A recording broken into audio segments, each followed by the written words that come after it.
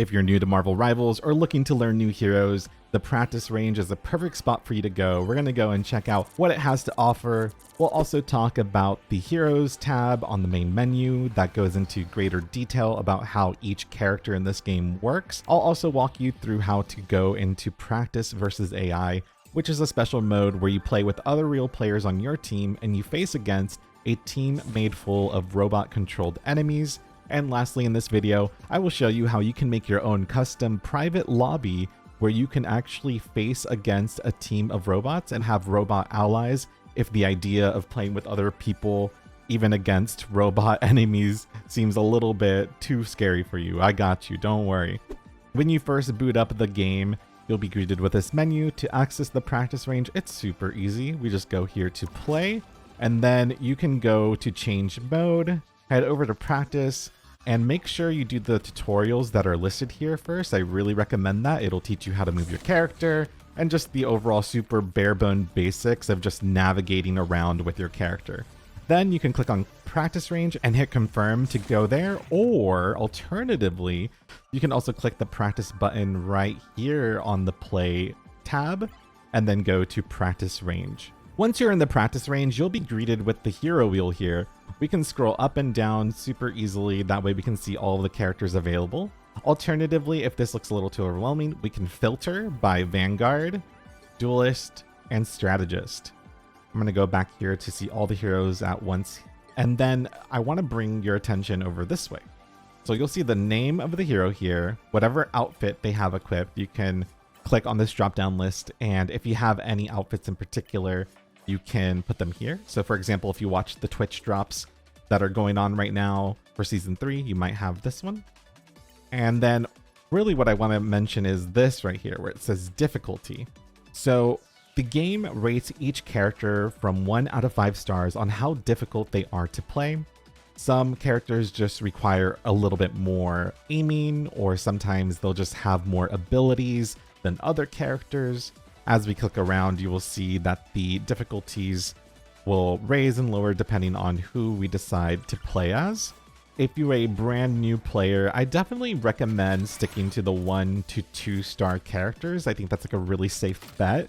And then after that, you can work your way up towards more complicated characters. At least that's my own personal recommendation.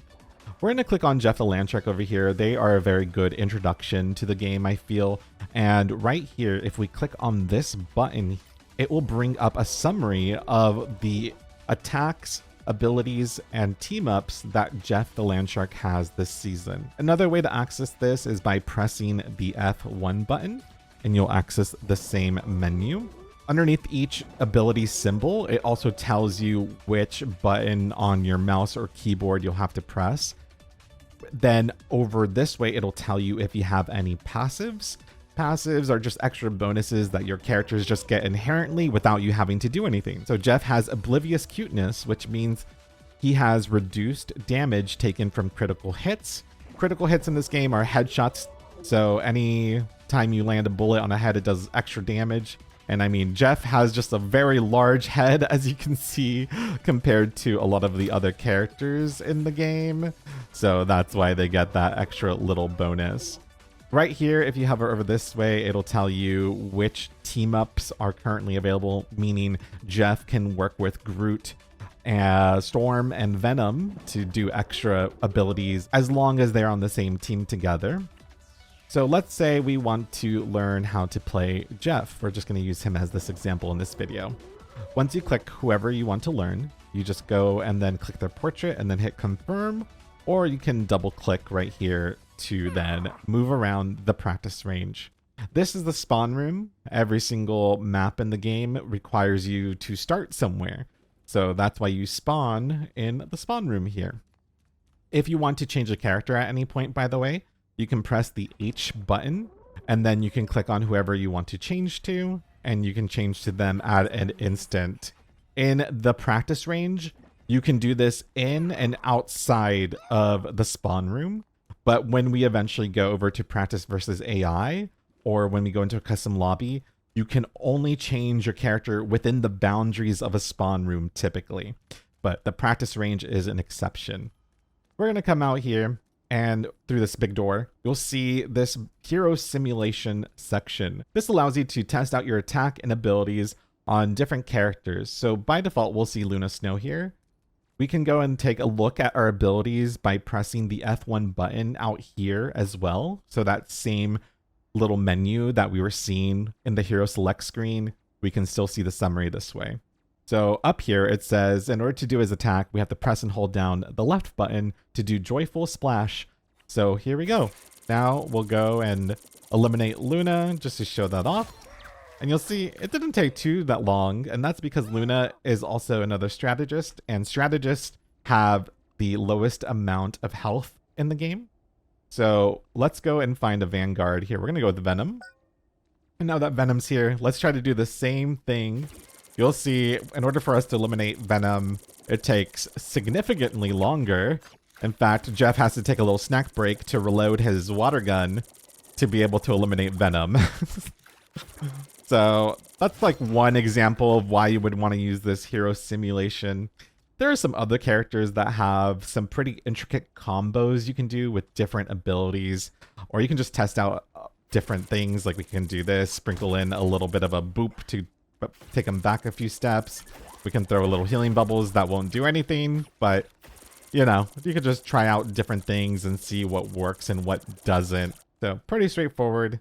Over here, this is an area where we have ally Galactica bots. So these are bots that are on our team. You can tell that they're on our team because there is this white health bar that is above their name. And then there's an enemy bot line over this way. And you'll know that they're the enemy because they have red name above their heads. And also they have a red outline around their body. If we also do damage to them, you'll see that there will be a red health bar above them too. Now, if you feel like this isn't that much of a visual difference for you and you want to make it more apparent, you can play with those settings to change the color. If we hit escape, we can go to settings, then we go over to accessibility. And if you are colorblind, there are colorblind options here, but right below that, you can change the color of your allies, enemies, the health bar color, the shield bar color, which is the blue, which indicates bonus health that you can get in the game from certain characters, and then the warning color. These are flashing symbols to let you know if someone is low on health or if someone is using a very dangerous ability that you need to hide from. Also, when you're low on health, the entire border of the screen will be this color. So let me go over here and take some damage so I can show you a visual example of that.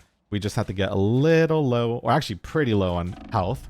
So right here, we have 50 health out of 250, which means we're just a couple hits away from getting eliminated. You'll hear that little heartbeat, and there's that vignette, like that red border that's all around. So that's what that setting does. The warning color here, we could change it to be yellow, for example, and this is what that would look like. I personally just leave this one on default, but that's just me. If you're playing a character that cannot heal themselves, Jeff can, but let's just pretend you're playing someone that can't. You can go to these little plus signs with the green, and if you run over it, you will actually restore health points. So let's show an example of changing the ally color and the enemy color here. Because right now we have default, so it's like this blue name, the white bar, and then we have the red outline over that way. So we're going to go to settings. Let's make the allies green. And then we're going to make the enemies pink. I'm going to make my health bar green as well. I'll leave the shields as default. So let me hit escape here. So now you can see what this looks like in the game. And you can play around with this. It gets updated automatically. So let's say maybe you don't like green. Maybe you want a blue, purple for your allies and yellow for the enemy team. So you can try that out. Basically, whatever you think really stands out to you to differentiate an enemy from an ally, that's what I recommend leaving it on. For now, though, I'm going to just go back and make this all default for now. Another purpose for this particular zone is to practice healing these bots with different characters. So with Jeff the Landshark, if we open the information panel by pressing F1, We'll see with Joyful Splash, it says unleash a splash that damages enemies and heals allies. So let's go and see this in practice. So if we angle ourselves this way, we will heal this bot and damage the other bot on the other side. So our allies' health goes up and the enemy's health goes down, which is really great. Now, the wonderful thing about Jeff is they can actually heal multiple targets at the same time. As long as the water beam that he spits out is piercing through both of the allies, you will do healing to both of them at the same time. Now, the same thing can be said about enemies. If you line it up like this, you'll actually do damage to multiple targets at the same time, which is very exciting. So you definitely want to make sure to position yourself around in the world where you're healing people. You can also go back and forth to try to heal this way, but ideally, yeah, you want to be able to hit multiple targets at the same time. Also, I just realized, even though this is very informative, it does not mention that every single character in this game can also do melee damage. So if I go up here and if you press the V button on your keyboard, you will do a melee attack. So with Jeff, they take big old chomps outside of the enemy. We can go over here and let's look at, let's say, how about Doctor Strange? So he brings out a whip that he can hit people with. Or how about Iron Man? Iron Man brings out this like little laser sword that they can use. So everyone has a melee attack that they can also utilize in battle. The reason you might want to melee damage is because there's some characters like Doctor Strange, for example. If they're using their shield like this, you can actually punch through the shield. That's the only way to do damage through the shield. Otherwise, he will just absorb and block the damage until his shield is broken. Sometimes you have abilities that you want to try out that requires you to be lower on health. So I'm going to go here and take some damage. And at the bottom right, you'll see that Jeff has a whole bunch of symbols there with numbers above. Now, these are his abilities, and sometimes abilities have a certain quantity that you can use. So, for example, the right-click symbol there says that we can basically shoot out these little spitballs, and we have to wait for them to recharge. This is what's called a cooldown, and that's to make the game more balanced, because it would just be really unfair if you could use certain abilities non-stop. So that is why that limit exists. Now, we're a little damaged, and we could go run over here over this plus sign to restore some health. But if you notice, we also have that little like medical plus sign on our E ability at the bottom right corner. So that allows us to spit out these little healing bubbles. And when we walk over them, they heal us. So that is why you might want to get damaged, so you can try out your own little healing abilities. Now, another way that Jeff the Landshark in particular can heal themselves is with the left shift button. So if we go over here, we'll hold down left shift, and just over time as they swim around, they will restore their health, and then they'll pop back up, which is really nice. Now, the reason I know that is just because I've been playing the game a lot, but again, you can press and hold down the F1 button where you can get a summary of what all these abilities do. So there's the symbols for the hide and seek, healing bubble, and aqua burst abilities that we just used. Now we have It's Jeff, which is our Q button, which is known as our ultimate or our ulti. Typically, I feel like people refer to it as your ult. So you'll most commonly hear it referred like that. With Jeff's ult in particular, he can go underground and basically swallow enemies and allies whole. So we're going to spit out our allies because we don't want to kill our allies. And then we're going to spit out the enemies over this way to eliminate them. Oh, well, you know, I kind of missed the pit of death, but you know, it's fine. Well, the great thing is this actually leads perfectly to my next example, because let's say I want to try that because I messed up. Well, you'll see these little pods around here that says ultimate charge, and you can build your ultimate charge by healing allies. You can see the percentage of the ultimate at the bottom right corner of the game. Right now we're at 15%, 16%. So it goes up faster the more damage and healing that you do, but it still does take a while. So if you want to get it instantaneously in the practice range, just walk over this little podium. You'll see that there's one right here. There's one all the way over there. And there's a few others throughout the range. So now we got it back instantly, and now we can do it again. So we're going to go here. We're going to spit our allies out to safety. And then for real this time, we're going to spit out our enemies to their doom. Yay! We did it! Awesome! There we have it. So over here to the right of this little arena where you practice with these robots, we can go up this little ramp, and this is the team up ability simulation. So in this game, you can team up with other characters to do different things. So we're going to go here, we're going to press G, and you're going to see, holy cow, there are a lot of team ups in this game. And I know it can be a little bit overwhelming to have this many characters and team ups and everything, but I think that's part of the fun, just experimenting around and seeing what they all do. It's all very exciting.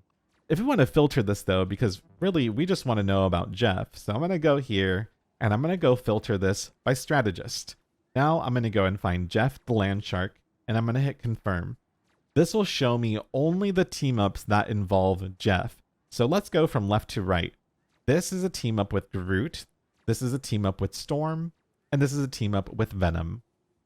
Now, sometimes other characters can also team up with Groot. So for example, Rocket Raccoon and Jeff the Land Shark can both climb on top of Rocket's shoulder. Because we're playing Jeff, we want to keep playing as Jeff. So we're going to click on Jeff first, and then we're going to hit try it out. Once we do that, it'll spawn a friendly Groot that we can go over to. And you'll see that we now have a new button that's at the bottom right. Because before, that little C button used to not actually be there. So if we go back here, you'll see it's red. And that's because we're too far from Groot to go and jump on their shoulder. As we get closer, you'll see that there is now a little flashing indicator over Groot's torso that we can ride them. And also we know that we can ride them because the ability at the bottom right is now white instead of red. So we're going to press the C button, and now we're on top of Groot. Yay! So we can go and press F1 to read more about this. It says, Jeff the Land Shark and Rocket Raccoon can ride on Groot's shoulder, receiving damage reduction. So we take less damage when we're on top of Groot's shoulder, which is so nice. I'm going to go here to this little panel to stop the simulation. I think that's such a great team up, especially if you're newer to gaming and if you have a friend that you're playing Marvel Rivals with. If they know how to play Groot and you are trying out Jeff, you could just hop on their shoulder and they can carry you around the map as you go and heal your teammates and do damage to the enemy team. Now we're going to try another one. So we're going to go back over this way. We're going to filter once again by Jeff the Land Shark. And now we have this one with Storm. So we're going to go here. We're going to say try it out. You'll see that there is a Storm here and a giant robot to the right of them. They will use their ultimate. And then if you're confused, you're like, wait, why is she doing that? Once again, the F1 button, super helpful. We see that when Storm unleashes her Omega Hurricane, aka her ultimate, any orange text means an ability. If Jeff the Land Shark has its Jeff ready, which is his ultimate, he can channel her power to conjure a ferocious Jeff Nado. So it's like, okay, well, I need to get my ultimate for this team up then. So that's why this is conveniently over here. And now at the bottom right, you'll see we have a Z button. We can't use it right now because Storm is not in her ultimate. But Storm will use her ultimate right now. And then once she kicks it off, we'll be able to hit Z once she physically forms in there. And now we've combined our ultimate with hers to make a giant Jeff Nado that does a bunch of damage and eats nearby enemies. We'll go back here. And now the last one that we can do here is with Venom. Now Venom, it's another one where Hela can also benefit from this team up. If we go and press F1, we can read about this one. It says Venom shares his symbiotes with Jeff and Hela. Jeff's Guardian of the Deep links with nearby allies for continuous healing, releasing a large healing burst that converts any excess into bonus health when it ends. Okay, so we're going to go here. We're going to heal Venom first real quick with our regular attack. And now we have that little X button at the bottom right. So we're going to press it. And because Venom is close to us, we're tethered to him. And see that blue there? So that blue is the extra bonus health that we get. Now, the team up abilities have a very long time until you can use it again. So let's go here. We're going to press X one more time to show off him getting shield again. So let's heal them all the way up. We're going to press X here. And see, they start getting shields for a brief moment. Now, if you look at the bottom right, it's saying we have to wait about 15 seconds until we can do that ability again. But let's say we just want to keep experimenting with it and we don't want to keep waiting. What we can do is we can press the escape button. We can go to the practice settings and then you can check on no ability cooldown. That will allow you to use this ability as many times as you want, because regularly when we would finish it, we'd have to wait 20 seconds. But now we can keep playing around with this and trying it out. Now let's go back here and let's clear out the simulation. I'm going to go back to the practice settings. I'm actually going to take off the no ability cooldown. So now that we're done showing off that little team up range, we're going to go over this way. You'll see other little robots running around and you can practice your aim with these moving robots around the map. After you eliminate them, it'll take a moment, but they will spawn back in so you can keep practicing your aim with them. And then over this way, you can see another team up ability simulation that you can do here. But the main purpose of this is to show you the distance of certain abilities. So for example, with Jeff, his main like normal attack, which is the Joyful Splash, which unleashes a splash that damages enemies and heals allies, it can hit from really far away. So we're at the like 30 meters indicator and you'll see that it'll still reach. And actually with Jeff, you can literally go all the way over here and it'll still hit. So you can keep a very healthy distance with Jeff. But let's go and find someone that maybe might not be able to reach that far. For this example, we'll use Mr. Fantastic. So Mr. Fantastic can extend his limbs out quite far, but you can see from right here, we can't quite reach. So, okay, let's move up and let's try 25 meters then and see if we can hit from here. Not quite. We're definitely getting closer. So maybe the 20 meter range. Nope. Looks like we have to maybe go to 15. Nope. Maybe 10. All right, there you go. So, okay, it's like now we know this is roughly the distance that we want to be with Mr. Fantastic when we're playing games and fighting either the AI controlled enemies or other real human players. And we can also go over here to find another ultimate charge station and another area to recover your health if you need to. I'm going to go back here to Jeff to the land shark. This is another area, just a bunch of roaming robots that you can find in this little zone. This specific zone also features flying enemies, so you can practice landing your attacks on the flying enemies this way.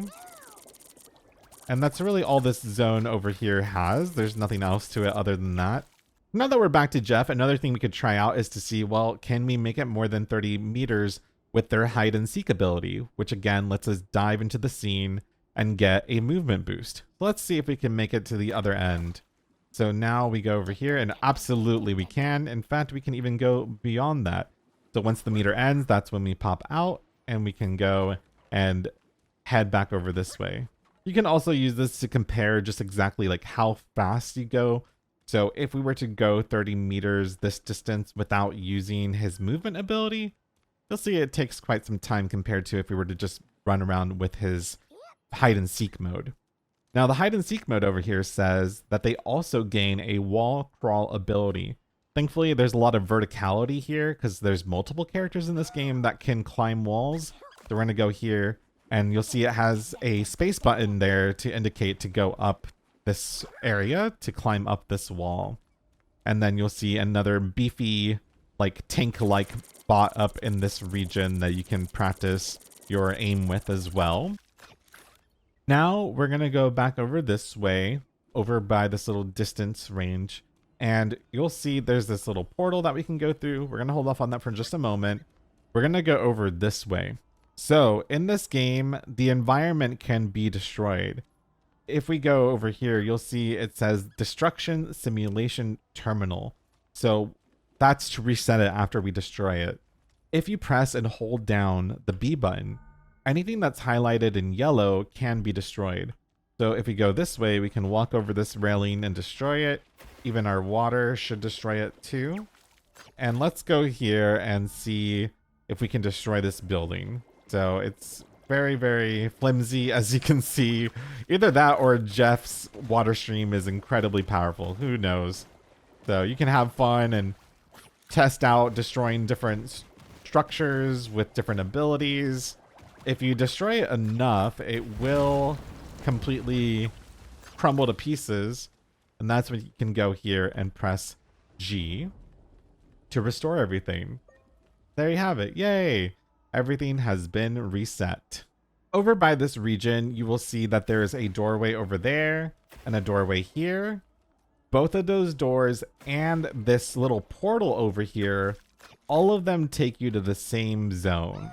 So right there is where we initially started over in the practice range. So if you want to get over here, you just run over this way, head over to this little portal, press the G button to teleport, and you'll come to this very fancy timed practice section, which is really, really neat. So we can go here to look at the parameters for this little training ground. There's a lot of options here that you can play with, but let's say that we want to practice against some flying enemies. So we're going to go here and we're going to say, okay, I want to go against Iron Man. I want to generate my target to be at a fixed location because I am just starting to play the game and I really don't want them to be all that random. We're going to make it so that they're 10 meters to us so that they're not that far. We're going to keep them static so they stay in position. I don't want them to move around just yet. And I want to practice against 3 Iron Mans and I want their health to restore. I actually do not want a timer because I'm just practicing my aim. And I'm going to turn off the music. Now we're going to apply these settings. And now we're going to hit back. We go here to the control switch. We hit start. And it'll do a little countdown. And now you'll see we have 3 Iron Man bots that are just standing perfectly still. And I can kind of get a very rough estimate of like where I have to aim when I want to eliminate these enemies. And they will actually spawn in again after you eliminate them. It just takes a moment, but they will pop right back in. So, okay, now I've gotten kind of familiar with aiming up, and now I want to make it a little bit more difficult to me. You can see the indicator of 20 meters, 40 meters, 60 meters.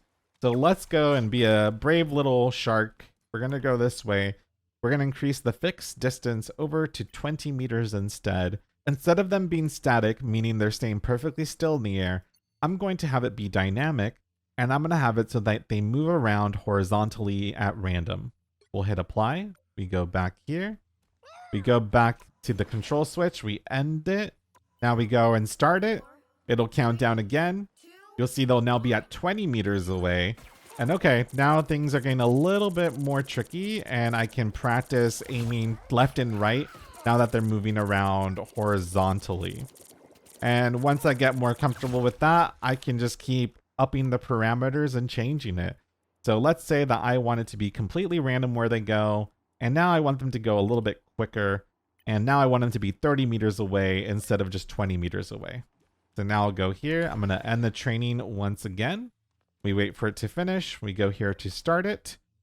We can do it in one more second. There we go. And now they'll be farther away, and they're going to move around a lot more frantically than before. And it's much more difficult to track them, but it's great to practice with any character that you're trying to practice your aim with. Now, believe it or not, we can amp this difficulty up even more now.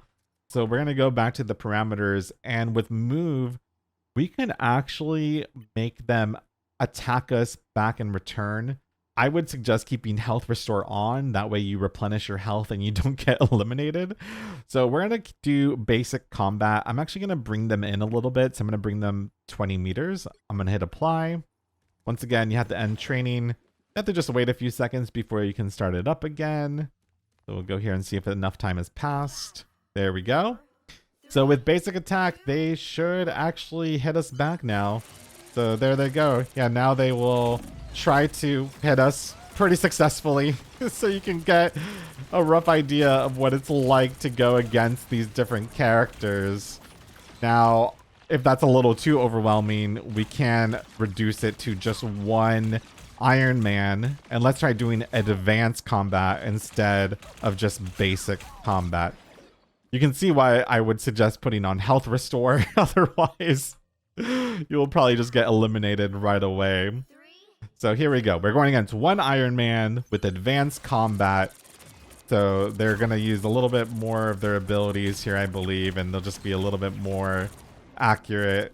They'll actually fly around and you actually can like go and chase them around. So this is a really good way to just get used to tracking and aiming with different characters. And again, at any point, if you want to change your character, you can just press H. And let's say I want to go and practice with Luna. Well, here we go. Now I can go and switch over to her and try this out. There we go. All right, I ended the training simulation and I'm back to Jeff. If I go back here though, let's say I want to do this again in the future. I want to go against one Iron Man with advanced combat at 20 meters and all these other parameters. I can go to save as, and let me just go and save this as Iron Man. I'll hit confirm. Oh, it said invalid characters. Oh, maybe you can't do spaces. Let me just do Iron Man. There we go. So yeah, now we can go to the default settings. This is what the game starts off as, with Luna in a fixed spot 20 meters away. But I just go here. I say, okay, I want to do my Iron Man save. I go here and start the simulation. And then it should spawn Iron Man that I can just battle. There they are. So it's really, really helpful. That way you can go and practice against any enemy that you want at any given moment. So super great. And then the great thing is you can go back here to this portal to come back out this way. Again, another way to enter that zone if you don't want to go through the portal. Let's say you finish destroying this. You can go over here and jump down this way to access this zone. And you can use this little trampoline jump pad to come up this way. And then alternatively, you also have an entranceway over here to enter the same zone. So they just give you a lot of different options to get in and out of this particular region. So I'm going to go back out here through the portal again. And that's everything you need to know about the practice range. So lots of cool stuff to experiment around with. And again, if I wanted to just change my character, let's say I wanted to learn how to maybe play Luna, I just click on them, I press and hold the F1 button so I can get a little gist of what their attacks do and their abilities. Let's say that you're a little bit more of a visual learner and this isn't really helping you too much. Well, don't worry, I can show you how to get video examples of all of these attacks, abilities, and team-ups. So now that we're done here for now, we're going to hit escape and then we're going to hit leave game. That'll bring us back to the main menu here, and we're going to go over here where it says heroes. From here, we're going to go and find Luna because we want to go and learn more about them. So again, similarly to the hero select screen, you can scroll and just find them here, or you can filter by Vanguard, Duelist, or Strategist in this section. So for this example, we'll go here and we'll click on Luna Snow, and then we're going to head over to the abilities section this way. This is the same information that we saw displayed earlier when we were pressing F1 in the practice range, but it's just presented differently. So we still see the column of everything that you have to hit in order to activate abilities, and then the symbol of the abilities, the name of them, and to the right, it'll tell you a description of what it does with a video example. So her normal attack is called Light and Dark Ice.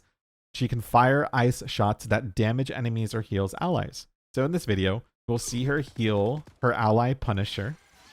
There we go. And then she'll eliminate the enemy Punisher. Awesome. So now we know what that does.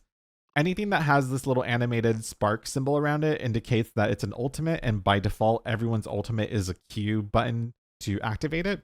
So let's go here and see what Luna's ultimate does. fate of both worlds. Take center stage and start dancing. You can toggle between 2 performances to heal allies or grant them damage boost. Cool. So yeah, you can just go and read through all the other abilities and also the passives that she has. So in this case, she has 2. Smooth skate, keep moving forward to start ice skating and enable higher jumps. She also has one called Cryo Heart, where if she uses certain abilities, she will actually restore her own health. So specifically with Ice Arts or Absolute Zero. And then if we wanted more information specifically on what these abilities are, we could just reference over here. So it's like, okay, Ice Arts, Absolute Zero, and you can see what these abilities do as well. So this works for every character, by the way. So no matter who you're clicking on in the hero gallery, you just go to the abilities tab and you'll see this for everyone. Here you'll see the team ups that are available. In this case, Iron Fist can give Chi to Luna, where she'll knock back enemies while healing nearby allies. She also has one called Winter's Chill. She's the anchor for this team up. So she herself doesn't get any new abilities, but if there is a Hawkeye on her team, then Hawkeye will actually have Luna Snow's blessing. Hawkeye will then be imbued with ice energy, allowing him to fire ice arrows that pierce through enemies. If an ice arrow travels beyond a certain distance, it stuns the enemy if it's hit. If it strikes before reaching that distance, it instead slows the target. The farther the ice arrow flies, the greater its damage. Awesome.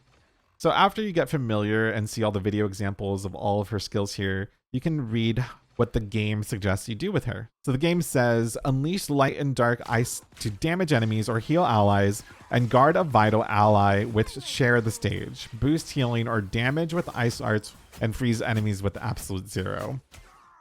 So after you kind of go through all this, you can then go back to the practice range and just kind of play around with those abilities and team ups and kind of get familiar with all of that.